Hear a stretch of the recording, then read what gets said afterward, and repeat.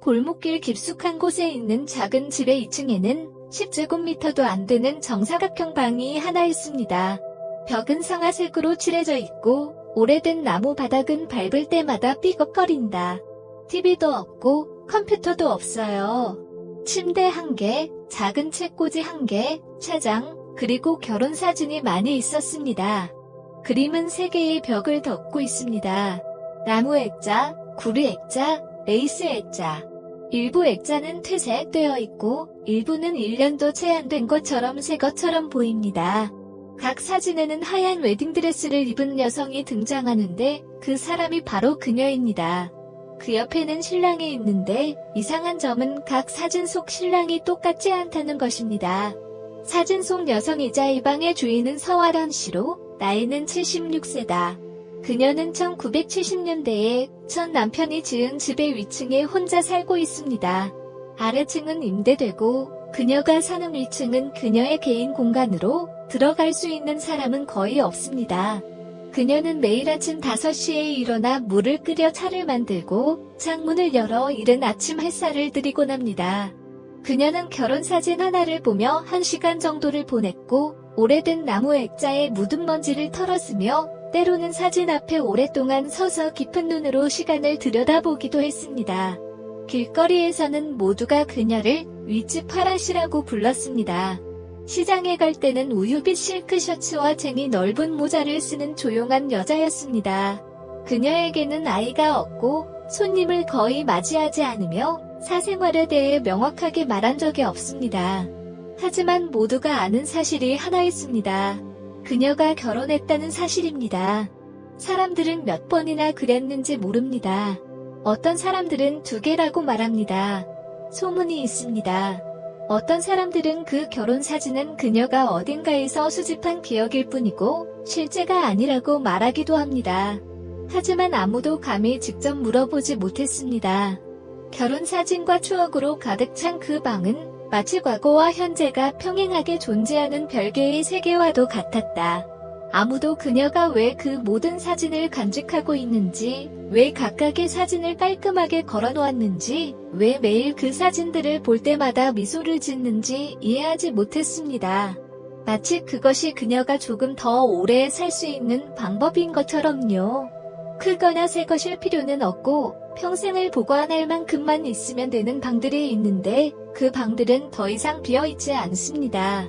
어느 이른 가을 아침, 날씨는 쌀쌀했고 햇살이 부드럽게 비치고 있었습니다. 창문으로 들어온 빛이 방 안으로 비스듬히 비치며 오래된 나무 표면과 벽에 걸린 액자에 조용한 노란 먼지충을 들이웠다. 서화란 여사는 언제나 그렇듯이 국화차 한 잔을 작은 나무 탁자 위에 놓고 서랍에서 얇은 수건을 꺼내 사진들 하나하나를 닦기 시작했습니다. 왼쪽의 첫 번째 사진은 1969년의 결혼 사진입니다. 그녀 옆에 서 있는 남자는 긴 눈과 단호한 얼굴을 하고 있었습니다. 그녀의 첫 남편은 이진우 씨였습니다. 그는 건축가로 조용하고 정직한 사람이었습니다. 그는 출근길에 교통사고로 사망하기 전까지 10년 동안 함께 살았습니다. 그녀는 그 그림을 침대 바로 위 가장 높은 곳에 걸었습니다. 두 번째 사진은 1982년에 찍은 것입니다. 두 번째 남편인 박상민 씨는 대학 강사로 키가 크고 마른 체형에 늘 웃는 얼굴입니다. 그는 그녀를 인내심 있게 사랑했고 그녀는 첫 번째 과부가 되도록 더욱 두꺼워진 애정으로 그를 사랑했습니다. 하지만 결혼 생활은 4년밖에 지속되지 못했습니다. 그는 너무 늦게 간암을 발견했기 때문입니다. 세 번째 사진 1995년. 세 번째 남편 남경수 씨는 목수입니다. 교육은 받지 못했지만 매일 조각하는 나무처럼 성실하고 온화합니다. 그들은 부유하지는 않았지만 평화롭게 거의 10년 동안 함께 살았습니다. 어느 날 그는 잠자는 동안 뇌졸중을 겪었습니다. 그녀는 울지 않고 3일 동안 아무것도 먹지 않고 초상화를 들고 앉아 있었습니다. 그 이후로 그녀는 다시 결혼하지 않았습니다. 하지만 그녀는 매년 결혼 사진을 새로 찍는다. 새로운 사람을 추가하려는 것이 아니라 기존 사람을 기억하려는 것입니다. 그녀는 오래된 사진을 꺼내서 다시 액자에 넣고 걸어둔 위치를 바꾸거나 그냥 꼼꼼하게 닦은 다음 그 아래에 꽃을 꽂습니다. 그녀는 누구에게도 설명할 생각이 없었다. 하지만 그녀에게 사진 프레임 하나하나는 그녀의 인생의 한 장과 같으니 놓칠 수 없습니다. 사람들은 종종 결혼 사진을 앨범에 넣어두고 상심하면 앨범을 닫곤 합니다. 하지만 과시하기 위해서가 아니라 잊지 않기 위해 걸어두는 사람들이 있습니다. 화라시의 아래층에 있는 집에 새로운 세입자가 들어왔습니다. 그 사람은 김지수라는 40대 중년 여성이었습니다. 그녀는 이혼 후 서울에서 막 돌아온 사람이었습니다. 그녀는 조용하고 진지한 표정을 짓고 있으며 대개 단색 옷을 입고 항상 손에 검은색 노트를 들고 다닙니다. 그날 아침 화란 여사는 나무 계단을 따라 놓인 제수민 화분에 물을 주고 있었는데 아래층 문이 열리는 소리가 들렸습니다. 한 여성의 목소리가 울려 퍼졌다. 안녕하세요. 저는 새 세입자입니다.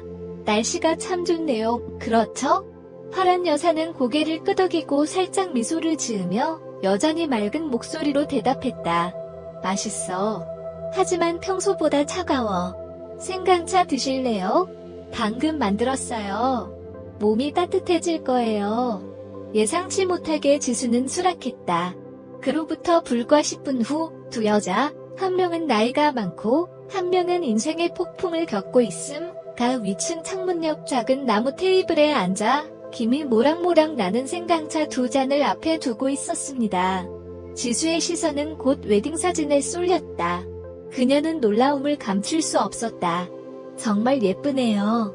그런데 왜 이렇게 웨딩사진이 많은 거죠? 파란 여사는 즉시 대답하지 않았다. 그녀는 차를 한 모금 마시고 잔을 조심스럽게 내려놓고 가장 큰 사진을 바라보았습니다. 그 사진은 흑단 액자로 손으로 조각한 것이었습니다. 왜냐하면 그 남자들은 각자 그녀를 다른 방식으로 사랑했기 때문이야. 그리고 그녀 또한 그들을 사랑했지. 자신이 가진 모든 것을 다해서. 공기는 무거웠지만 답답하지는 않았다. 그저 침묵만이 흘렀습니다. 마치 방금 말한 단어 하나하나가 아주 먼 기억의 층을 건드린 것처럼요. 두 여자는 깨달았습니다. 그들은 더 이상 젊지는 않지만 더 이상 아무것도 묻지 않고도 서로를 이해할 수 있었습니다. 너무 달지 않아도 되는 생강차도 있습니다. 두 사람이 함께 앉아 더 이상 혼자만 간직하고 싶지 않은 외로움에 대해 이야기할 수 있을 만큼 따뜻했습니다. 어느 주말 오후, 김지수 씨는 수제 팥빵 한 상자를 가져왔습니다. 파란 여사는 기쁘게 수락하고 차 세트를 2개 더 가져와 마치 오랫동안 알고 지낸 사이인 것처럼 그녀에게 앉으라고 권했습니다. 그날 방은 햇살로 밝았고 커튼을 통해 비치는 노란빛이 결혼사진을 마치 살아나는 듯 반짝반짝 빛나게 했습니다. 지수는 창문 가까이에 작은 액자를 들고 눈살을 찌푸렸다. 할머니, 이 사진 속 남자, 전에 만난 적이 있는 것 같아요. 어렸을 때 부모님한테 아주 친한 친구가 있었어요. 이름은 박상민인데 서울여자대학교에서 강의를 하셨어요. 그리고 성난 재배를 좋아하시죠? 맞나요? 파란 여사는 잠시 멈칫하더니 천천히 고개를 끄덕였다. 그 사람이야. 그녀의 2번째 남편이지. 맙소사. 내가 3살 때 꼭 안아주곤 했어. 엄마는 박 삼촌이 내가 만난 사람 중 가장 친절한 사람이라고 말하곤 했지. 그런데 일찍 돌아가셨어. 엄마는 너무 슬퍼하셨어. 그 후로 온 가족이 이사 가면서 연락이 끊겼지. 파란 부인은 오랫동안 아무 말도 하지 않았다. 그녀는 사진틀을 집어들고 마치 자신의 삶 속 오래된 부분을 만지듯 나무 테두리를 살짝 쓰다듬었다. 그는 꽃을 사랑했어요. 아무도 눈치채지 못하는 작은 것들까지도요. 성혼할 때 반지 대신 흰 난초를 선물했죠. 그녀는 그 난초를 책꽂이에 말린 채 보관해 두었어요. 그날의 이야기는 해가 질 때까지 계속되었습니다. 지수는 주에 깊게 경청했고 파란 여사는 오랜만에 미소와 밝은 눈으로 자신의 사랑 이야기를 들려주었습니다. 있잖아요. 추억은 때로 결혼사진 같아요. 어떤 사람들은 앨범에 보관하고 어떤 사람들은 벽에 걸어두죠. 저는 후자를 택해요. 추억을 볼 때마다 제가 아직 살아있고 여전히 무언가를 사랑하고 있다는 걸 느끼거든요. 아주 짧은 시간 동안 우리 삶에 등장하는 사람들이 있습니다. 하지만 그들은 우리가 평생 결코 잊을 수 없는 모습, 목소리, 사랑의 방식을 남겼습니다. 하라 씨의 방에 걸려있는 결혼사진 중에는 액자도 없고 날짜도 없고 초대장도 없는 사진이 한 장 있었습니다. 이 책은 벽에 걸려있는 것이 아니라 책꽂이에 올려져 있고 간단한 라미네이트 종이 프레임에 보관되어 있습니다. 그리고 가장 이상한 점은 사진 속의 남자가 이 방의 다른 어떤 사진에서도 본 적이 없다는 것입니다. 어느 날 지수는 화란 부인의 책을 정리하는 것을 도와주던 중 그것을 발견했습니다. 그녀는 호기심이 가득한 눈으로 사진을 집어들었다. 왜 이 사진은 다른 사진들처럼 걸어두지 않으셨나요, 부인? 화란 여사는 꽃꽂이를 멈추고 잠시 말없이 있다가 다가왔다. 사진 속 남자는 당신 남편이 아니었잖아요. 당신과 결혼한 적도 없고요. 지수는 놀라서 고개를 들었다. 하지만 결혼 사진은요? 테스트 사진이에요. 두 사람이 찍은 사진인데 상황이 달랐다면 부부가 되었을지도 모른다는 상상을 하려고 찍은 거예요. 그녀의 목소리는 낮아졌고 그녀의 눈은 아주 깊은 기억 속으로 빠져드는 듯했습니다. 사진 속 남자의 이름은 최정일이다. 그는 그녀가 지역 문화센터에서 일할 때의 전 동료였습니다. 두 사람은 50세가 넘었을 때 만났는데 둘 다 배우자를 잃었습니다.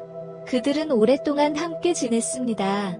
관계를 구체적으로 밝히지도 않았고 아무것도 요구하지도 않았지만 긴 오후마다 서로에게 호감을 느꼈습니다. 그들은 결혼할 계획이었습니다. 사진 촬영을 예약하고 웨딩드레스를 선택하고 반지를 선택하세요. 하지만 촬영 당일 최 씨는 병에 걸렸습니다. 그녀는 그를 행복하게 하기 위해 여전히 사진 촬영 일정을 지키고 있습니다. 그가 이렇게 말했기 때문입니다. 실제 신랑은 못 되더라도 사진 속 신랑 한 번쯤은 될 수 있을 것 같아요. 그들은 사진을 찍었다. 그는 인쇄된 유일한 사진을 봉투에 넣어 메모와 함께 그녀에게 다시 보냈습니다. 다시 살아있다는 느낌을 주어서 고맙습니다. 죽은 사람이 아니라 여전히 사랑하고 싶어하는 사람으로요. 그는 2주 후에 사망했습니다. 그날 이후로 그녀는 다시는 그 사진에 손을 대지 않았습니다. 하지만 그녀는 포기할 수도 없었습니다. 그녀는 그것을 책장 어딘가에 두었습니다. 눈에 띄지만 눈에 띄지 않는 곳에요. 결코 완성되지 않았지만 결코 잊혀지지 않는 사람과 같습니다. 우리 삶의 잘못된 시기에 등장하는 사람들이 있습니다. 하지만 그들의 존재만으로도 나머지 삶이 더 온화해질 수 있습니다. 화란 여사가 종종 몇 줄의 채소와 들국화를 심던 집 뒤에 작은 정원에는 이끼로 덮인 낮은 바위가 있었습니다. 그 아래에는 그녀가 자신에게만 간직해달라고 부탁한 유일한 남자의 죄가 있었습니다. 사원에도 보내지 말고 교회에도 두지 말라고 말입니다. 그는 그녀의 합법적인 남편이 아니고 결혼 증명서도 없으며 방에 결혼 사진도 걸려있지 않습니다. 그의 이름은 백두식이에요. 그는 이상한 바람처럼 가볍고 조용하게 다가왔습니다. 두 사람은 그녀가 주최한 공원 명상 수업에서 만났습니다. 그는 말하는데 능숙하지 않았지만 항상 깨끗한 손수건을 가지고 다녔고 날씨 때문에 그녀가 콧물을 흘리거나 기침을 할 때마다 그는 조용히 따뜻한 차 한 잔을 그녀에게 건네주곤 했습니다. 그들은 친구를 사귀었습니다. 누구도 다른 사람의 과거에 대해 너무 많은 것을 묻지 않습니다. 그는 매일 오후 그녀를 도와 잡초를 뽑고 수도관을 고치고 테이블과 의자를 다시 배치하곤 합니다. 어느 날 비가 많이 내려 문지방을 넘어 물이 넘쳤습니다. 그는 진흙이 집 안으로 들어오는 것을 막기 위해 수건을 들고 2시간 동안 앉아 있었습니다. 그녀는 아무 말도 하지 않고 그저 그에게 따뜻한 코코아 한 잔을 만들어 주었고 그때부터 그는 그것을 자신의 고맙다는 뜻의 음료라고 불렀습니다. 동네에 있는 누구도 두 사람이 서로에게 어떤 존재인지 정확히 알지 못합니다. 그녀에게 새로운 연인이 생겼다는 소문이 돌았다. 어떤 사람들은 그가 단지 자원봉사자일 뿐이라고 말합니다. 하지만 그녀는 신경 쓰지 않았습니다. 더 이상 욕할 필요 없어. 같이 정원을 가꿔줄 사람, 조용히 바람 소리를 들어줄 사람, 사과 씹는 동안 옆에 앉아줄 사람만 있으면 돼. 그것으로 충분해. 어느 겨울, 백씨는 뇌졸중을 앓았습니다. 그녀는 그것을 처음 발견한 사람이었고 또한 유해를 복원하라는 서류에 서명한 사람이었습니다. 그 이유를 묻자 그녀는 간단히 이렇게 대답했습니다. 그는 한때 여기 머물 수 있다면 더 이상 외롭지 않을 거라고 말했어요. 그때부터 그녀는 매일 아침 정원 구석에 있는 식물에 이끼 낀 바위로 물을 주었습니다. 가끔은 작은 꽃가지를 꽂아두거나 사랑의 시를 적은 메모를 남겨보세요. 아무도 읽지 않고 아무도 묻지 않습니다. 결혼이 필요 없고 약속이 필요 없고 사진 액자가 필요 없는 사랑이 있습니다. 정원의 자리만 있으면 되고 매일 물을 주는 사람이 있으면 됩니다. 그날 아침 화란 여사는 평소보다 일찍 창문을 열었습니다. 들국화 향이 초가을 바람에 섞여 방 안으로 불어 들어오며 사진틀 하나하나를 덮은 시간에 먼지를 실어 날랐다. 그녀는 오랫동안 첫 번째 결혼사진 앞에 서 있었습니다. 진우 씨와 함께 찍은 사진이었죠. 마치 오랫동안 보지 못했던 사랑과 눈을 통해 대화를 나누는 듯했습니다. 그날 그 방에는 손님이 있었습니다. 10년 만에 처음으로 그녀는 다른 사람을 집에 들였습니다. 배관공도 아니고 정기적으로 혈압을 측정하러 오는 의료진도 아니었습니다. 하지만 주수예요. 괜찮으시다면 이 방을 수채화로 한 장 그려보고 싶어요. 지수는 수줍게 스케치북을 손에 쥐고 있었다. 그녀는 고개를 끄덕이며 살짝 미소 지었다. 마음으로 그림을 그린다면. 지수는 오전 내내 창가에 앉아 가볍게 종이를 닦았다. 그녀는 모든 액자, 모든 벽의 균열, 모든 바람에 펄럭이는 실크 커튼을 그렸습니다. 화란 여사는 차를 끓여서 아몬드 쿠키를 가져왔습니다. 방 안은 조용했다. 다만 팬이 바스락거리는 소리와 두 여자의 느린 숨소리만이 들릴 뿐이었다. 두 여자는 더 이상 말을 많이 하지 않아도 서로를 이해할 수 있었다. 할머니. 오후가 바뀌면서 지수는 망설였다. 왜 이 방에 머물러 있어요? 이 모든 사진들과 함께요. 다른 곳에서 시작할 수 있는데 말이죠. 화란 여사는 즉시 대답하지 않았다. 그녀는 앞뒤로 걸으며 각 프레임을 부드럽게 쓰다듬더니 오래된 책장 앞에서 멈췄다. 그녀는 다시 시작하지 않으니까요. 그냥 계속 나아가는 거죠. 그리고 이 방이 바로 그녀가 계속 나아가는 방식이에요. 각각의 프레임은 그녀가 예전에 어떤 사람이었는지, 무엇을 사랑했는지, 무엇을 잃었는지의 일부예요. 만약 그것들을 모두 가져간다면 그녀는 더 이상 자신이 아닐 거라고 두려워했어요. 그날 오후 지수가 떠나자 화란 부인은 그를 계단까지 배웅했다. 그녀는 이렇게 말했습니다. 내일 날씨가 맑으면 그림을 가져와. 다른 그림도 하나 걸고 싶어. 결혼 사진은 아니고 내 방을 아는 사람의 눈으로 본 그림 말이야. 열기 어려운 문들이 있습니다. 하지만 누군가가 진심으로 들어오면 그 방은 열릴 뿐만 아니라 꽃도 피웁니다. 10월 말이 되자 바다에서 불어오는 바람의 방향이 바뀌기 시작했습니다. 현관 앞에는 노란 잎사귀가 떨어지고 있었고 다락방의 작은 방도 색깔이 바뀌는 듯했다. 계절 때문만이 아니라 사람들의 마음 때문이기도 했다. 화란 여사는 눈에 띄게 약해 보였다. 발걸음은 느려지고 목소리는 부드러워졌지만 매일 아침 정원을 바라볼 때 눈은 여전히 밝습니다. 지수의 그림은 두 장의 결혼 사진 사이에 걸려 있었는데 그 어떤 것과도 비교할 수 없는 컬렉션 중 하나였다. 신랑도 없고 웨딩드레스도 없는 방에 햇빛에 기울어진 액자만 걸려 있었다. 그날 아침 지수는 봉투를 가져왔습니다. 할머니, 어머니께서 편지를 쓰셨어요. 이 집이 그리웠다고 어렸을 때 화란 할머니가 저를 안아주셨던 게 그립다고 하셨어요. 할머니는 외로우면 좀 더 오래 있어달라고 하셨어요. 외로울 때라도 적어도 저를 이해해주는 사람이 있으니까요. 화란 여사는 미소를 지었다. 그 미소는 마지막 햇살처럼 가늘지만 매우 따뜻합니다. 바람은 사람의 심정과 같아요. 변하지만 절대 사라지지 않아요. 한 곳에서 다른 곳으로 갔다가 다시 돌아오죠. 떠날 때는 뭔가를 남겨두는 걸 잊지 마세요. 바람이 실어갈 수 있도록요. 그날 오후, 지수는 더 오래 머물렀다. 그녀는 방을 청소하고 사진 액자를 다시 배열하고 창문 옆에 작은 의자를 놓았습니다. 아무도 말하지 않았지만 두 사람 모두 알고 있었습니다. 다음 시즌은 다를 수도 있다는 것을요. 사람은 가둘 수 없지만 바람은 가둘 수 있는 방들이 있다. 그리고 바람은 언제나 돌아올 길을 알고 있습니다. 누군가가 기다리고 있다면 말이죠.